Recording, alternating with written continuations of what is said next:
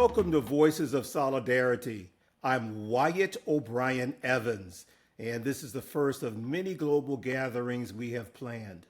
Today's global gathering is with Aggie Dennett Harmon.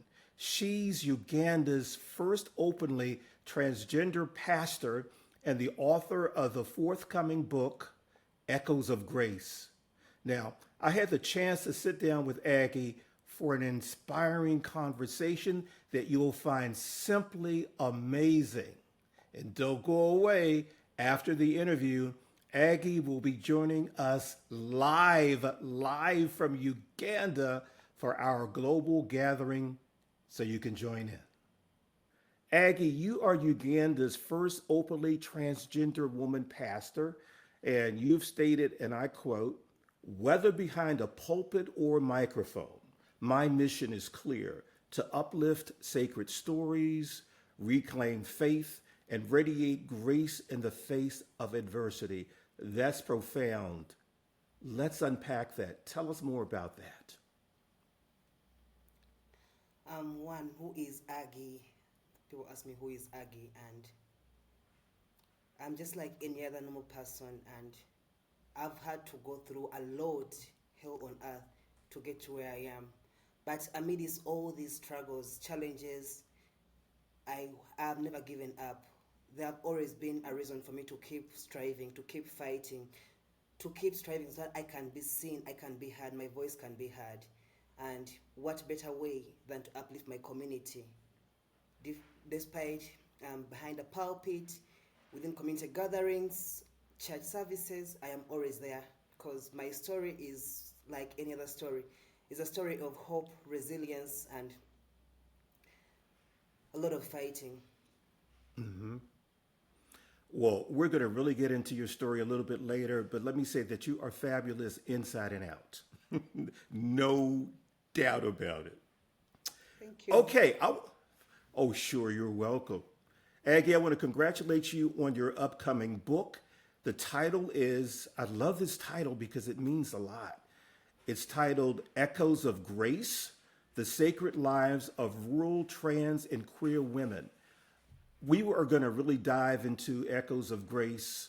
We're going to deep dive into it later, but for right now, give us like a 25-word or less synopsis of Echoes of Grace. Echoes of Grace one is not just a book project. Writing Echoes of Grace, it is being a game changer. I've born Echoes of Grace through my scars of survival. It's not just a book. It is a living of many stories of women who have endured rejection, like I have, violence and exile. I had to leave my parents' home at a very young age. I had nowhere to go.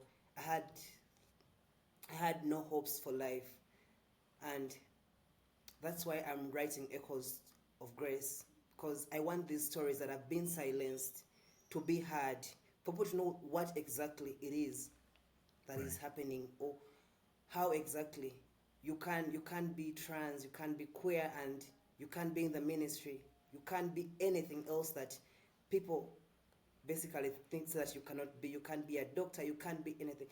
We are wrapping stories of inspirational stories, people inspiring other people that basically are going to be reading this book, to know that you can be anything that you ever dreamt of, as long as you persist and work towards that goal. That is so well said, and you are a shining example of that. Okay, we're going to get into the book a little bit later, Echoes of Grace, but right now, I want to travel down the corridors of time to learn about your beginnings. Are you ready? Yes, sir. Are you ready? Yes. I want to make sure. Yes, I'm ready. So, where were you born and raised? What part of Uganda? I was born in Jinja, in a very remote place that I don't even think it exists on the map. It is Oh, called Kagera. That's the village. It is okay. in the deep villages of Jinja. Yes. Okay. How far is that from the capital city of Uganda? Uganda's capital. Um, it is a 2.5 hour drive from the capital. Oh, okay. Got it. Got it. Okay. I want to discuss your journey as a transgender individual, Aggie. When did you first feel the need to be your authentic self, and what obstacles did you encounter as you traveled your path? Um, Being me hasn't been easy. It has been a journey of denial, resilience, and a lot of battling here and there. I was scared. I was scared because I thought who would affirm me, who would really love me if my parents have failed to acknowledge me and accept me. Then who will love Aggie as Aggie? Right. I lived first as a gay man because I was afraid of accepting who I am, because Oh, I see. this is Africa, and Yeah. even within our own community, there's that bias of why are you trans? Why are you transitioning? Why are you like this? There's that bias even within our community. So I had to live that. I had to be in relationships. I had to be, I had to sacrifice a lot above from my story because I wanted to feel love, the love that I didn't get from my parents. Thought I would get that love from a partner, and Absolutely. and and it turned out that I was wrong. So I had to I met this amazing woman um, that enabled me to see the light in me. My mother, my trans mother, she's called Mama Annette. She told me one thing: to be happy, you have to embrace who you are. You never find happiness in a partner. So I embraced who I was authentic. I was fully, and that is when I think 2 years, not 2 years, 3 years ago. That is when I was like, you know what? To hell with it. I'm no longer hiding. I'm no longer doing things because I want to please my partner. I want to please the person I am with. I am living for me because we live once, and I am living fully for me. Oh boy, absolutely, Aggie. So well said. So well said. Um, would you like to comment on Uganda's heinous Anti-Homosexuality Act of 2023? And that restricts freedom of speech on LGBTQ plus topics.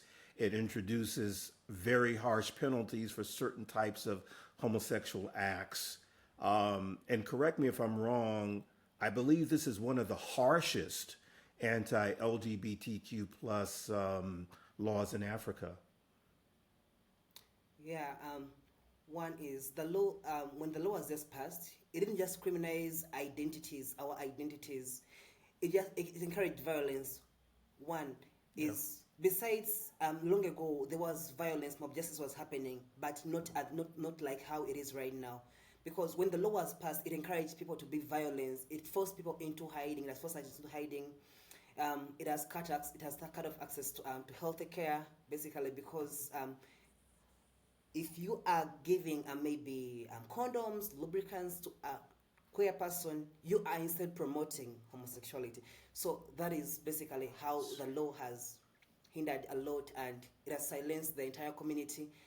And as a trans person and a pastor, I felt isolated, and we are in great danger right now because even landlord is if they're harboring you, basically the law is basically saying that we are not entitled to living to having a home to stay or buying necessities like normal human beings. They're basically treating us like, I think, objects that are not even human beings.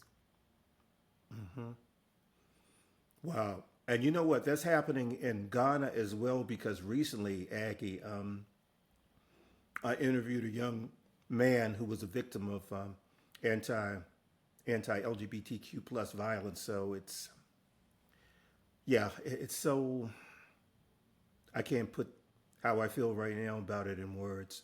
Um, you are Uganda's first openly trans woman pastor. When and how did God call you to become a pastor? If you would, please explain that process, how that happened. Um, as you said, I'm Uganda's first openly trans pastor. Why God called me. God has different ways of doing things, and they're very unique. Just in the Bible, when you look at um, the prostitute that came and wiped Christ's feet with oil, and um, God has different ways of delivering His message. Basically, growing up, I've been told that would not belong because, according to the Bible, God destroyed the city of Sodom and Gomorrah, which Right. is entirely wrong. For the time I've been in the spiritual world, I've been in the faith movement. I've had a lot to learn and grow and dissect and get from my brain because when Christ destroyed the city of Sodom and Gomorrah, God destroyed it because of different reasons. These were being disrespectful. These were promoting rape, which defilement, all these obscene acts, but it wasn't about homosexuality basically. So becoming a pastor, basically, my aim and my calling is to change all these narratives that have been passed on from generation to generation, that that you cannot be trans and be a Christian. God does not make mistakes in the Bible. To what I've read, God knew me before I was even born. He knew that Aggie would exist the way I am. So God does not make any mistakes. So I have to live to it. I have to spread the word and change the narrative that because every child that grows up or that is born in Uganda, they're told the same narrative, the same story every now and then. But then we ourselves, because I know change begins with us, and and as a leader and as a youth person, we the youths are the next generation of tomorrow. So what am I doing so that my community lives in a world that is free and peaceful, that welcomes them and affirms them? Well said. I have to say that just talking with you in this short period of time, I feel your resilience. I feel your dedication. I feel your love. I feel your comfort. And all of those characteristics are so important when one is a pastor or a minister. So I really want to thank you for that. I really, really do. Okay, let's now move on to your upcoming book. I love the title, Echoes of Grace, The Sacred Lives of Rural, Trans, and Queer Women, which explores the intersections of faith, transvisibility, storytelling, and liberation.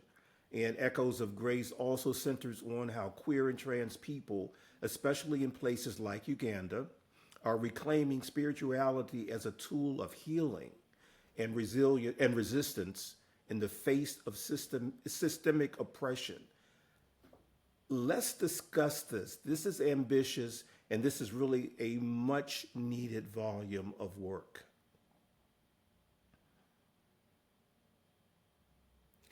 Um, well, let's talk about Echoes. What basically inspired me to write Echoes? Okay. Before writing Echoes, there was a project that I was working on with my organization. It was called Rural Radiance. That was basically amplifying trans stories. During this project, I had to learn the naked truth of sisters that have been raped, and I'm a victim of rape myself. And Oh, my these goodness. stories have been silenced, that no one dares talk about. So Take your time. Echoes began in my own silence and of so many other rural trans and queer women that have been harassed, women that have been misunderstood, completely ignored. Growing up in a homophobic country like Uganda, where both being a trans person and a person of faith is really impossible, and it's a contradiction. It's contradiction. It's a contradiction. But one thing I've always known is I know one thing is God has never turned away from me, Right. and God is always by my side. All I want is these stories to be heard, people to know that these things are being done to us, these things are happening to us. We are being raped, and with the law, we have no one to run to. We have there is no we have no one to run to, because you go run to the law and they ask you. But then basically it's you asking for it. No, my dear, I didn't ask for it. Me dressing out the way I'm dressing, I'm just me being me. I didn't ask for a man to come and undress me and take away my dignity. Mm-hmm. Many of our trans sisters are living in depression. They are crying every day. When I was doing rural ridings, I discovered a lot. I learned a lot, which I learned a lot, the sad truth of reality. Basically, what we are going through.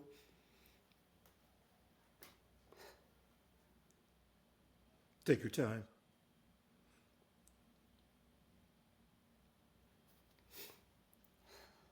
I was harassed. I was left for death by someone I loved, someone I thought that was my friend, and I had no one to turn to. I was depressed. I was ashamed of my body. I couldn't even look at myself. So this is basically, I want these raw stories to be heard, to be seen, for people to know that these things are happening to us. And there is no one that is fighting for us, that is standing in the way of our justice.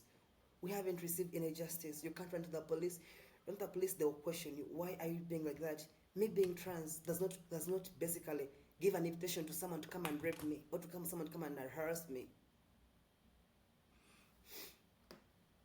Um, you know, thank you so much for sharing that. And I know it wasn't easy, but you know, you have a message that needs to be heard around the world, and I think um, people don't hear it. It's just not talked about enough. It's not, you know, the bright light isn't shined on it enough. And again, I want to thank you for sharing that. And I have a question for you. Does this happen, Aggie, more to rural women as opposed to urban women? You know, women living, trans women, for example, living in, you know, rural areas as opposed to urban areas. Um, it doesn't basically, it happens to all of us at large, but for rural Right. trans and queer women, um, they are the most vulnerable and the most powerful people that I've known my life.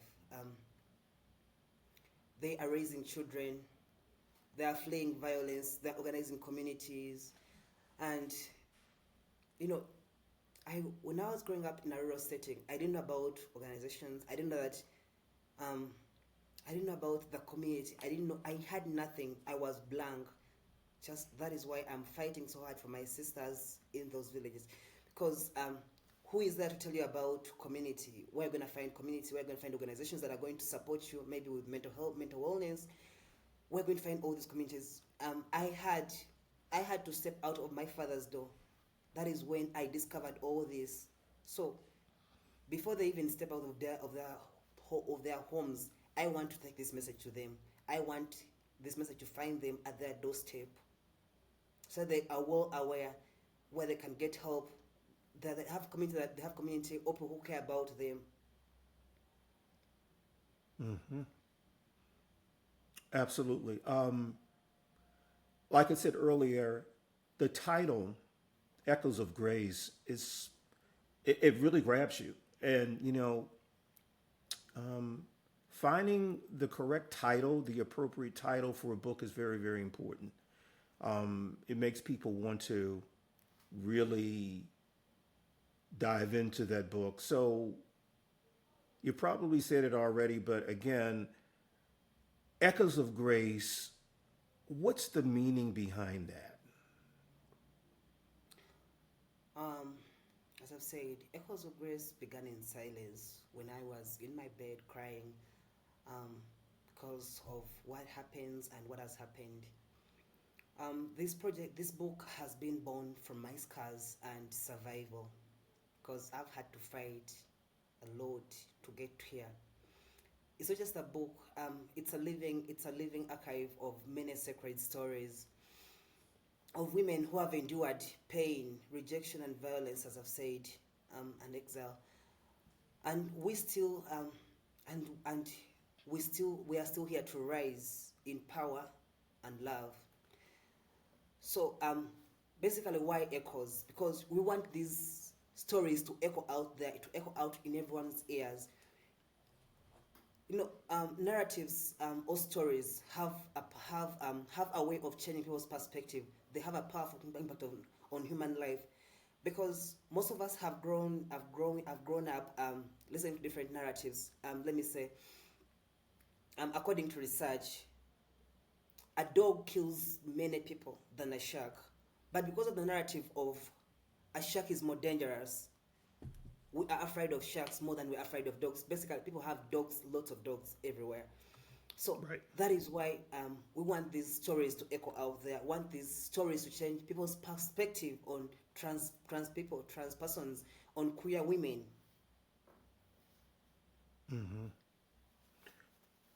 What are some important takeaways from your upcoming book, Echoes of Grace?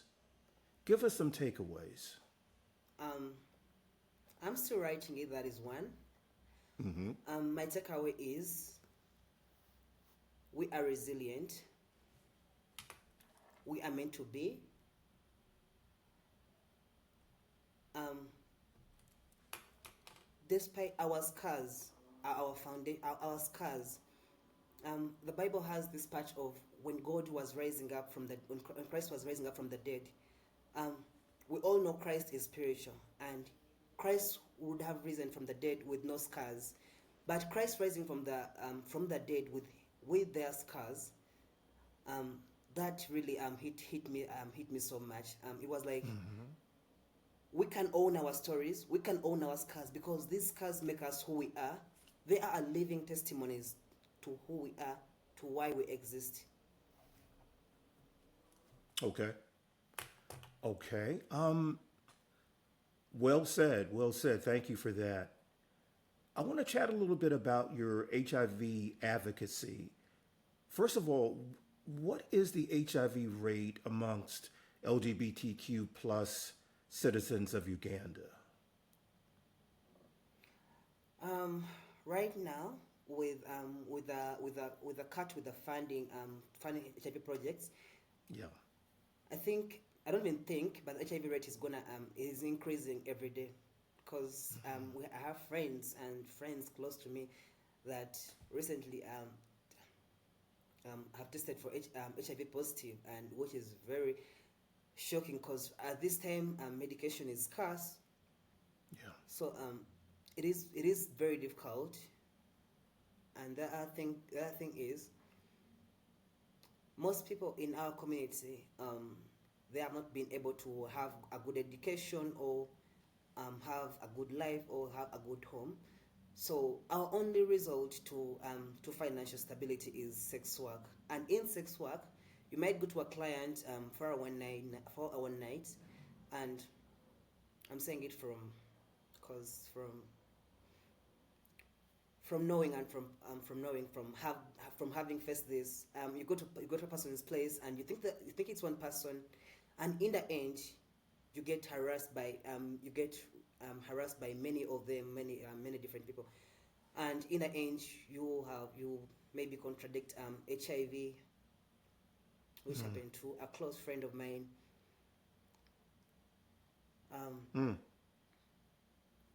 You can't. There is no medication right now. Everything has been put on and put what was stopped. Even the organizations that have been supporting hospitals, and the worst part of it all is people are taking advantage of this chance. The price for HIV drugs has actually risen, has doubled in price. Oh my God. Wow. That's just Wow, that's disgusting. It's so what they're trying to do is they're taking advantage of a bad situation, and that's not good.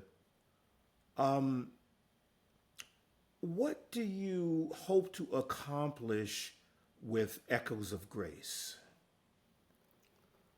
With Echoes of Grace, I hope to accomplish a lot. I hope to tell that little girl somewhere, or hiding, that little girl, that little girl, but the boy that is hiding or that is not living authentically, that you can be who you are. I see you. We are here. We have gone through a lot, but we are still living. That does not mean that life ends. Life still moves. We are human beings. We are meant to face challenges. However much we face challenges, we are still striving, fighting hard for success. So I hope to touch lots of hearts, move lots of people. Who knows? Maybe even some heterosexual person who will be reading, or some homophobic person who will be reading, will be moved, because these are things that have been done to us. These are inhuman things that have been done to us, and no one has come up to say anything about it. Well, yeah, I believe it will have universal appeal. I definitely do. And I believe, Aggie, there's a fundraiser, right, for Yes. your upcoming book. Can you tell us about that? Well, we have a fundraiser running up. I'm working with different organizations to bring this project to life, to bring this book to life. Um, we sat down with all of them, with the team, and we decided that we will be raising 7,500 US dollars to fund this project. It is gonna help. It's gonna help with funding for the book, with doing the book, graphic work, editing, and even compensating for contributors, because for their time and their stories. Okay. Aggie, is there a particular website for the book? Sorry. Is there a particular website for the book? Or can we go to your website for further information? Um, um, yes, you can go to my. You can. I do not have a website yet, because that needs. I have to pay it monthly, and I'm still a person striving up the ladder, and I'm working so hard to get there. But you can get more information about it. I'll share with you the link about our book. Also, I'm also going to also be working with our pride, Rainbow Advocacy Group, to set up everything about ECHO, so that people can read about it, know about this work, and support this work. And that's ourpride.org. Is that correct? Yes. Right. Ourpride.org. Wonderful. Give us all of your social media. How do we connect with you? How do we follow you?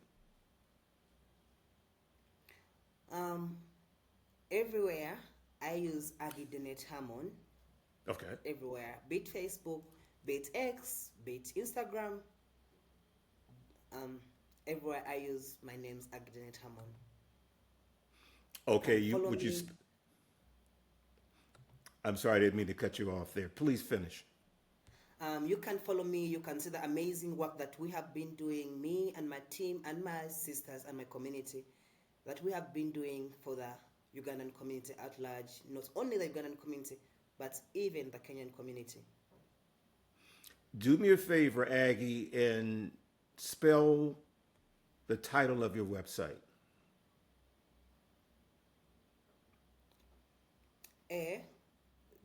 Double G-I-E Dennett, DENNE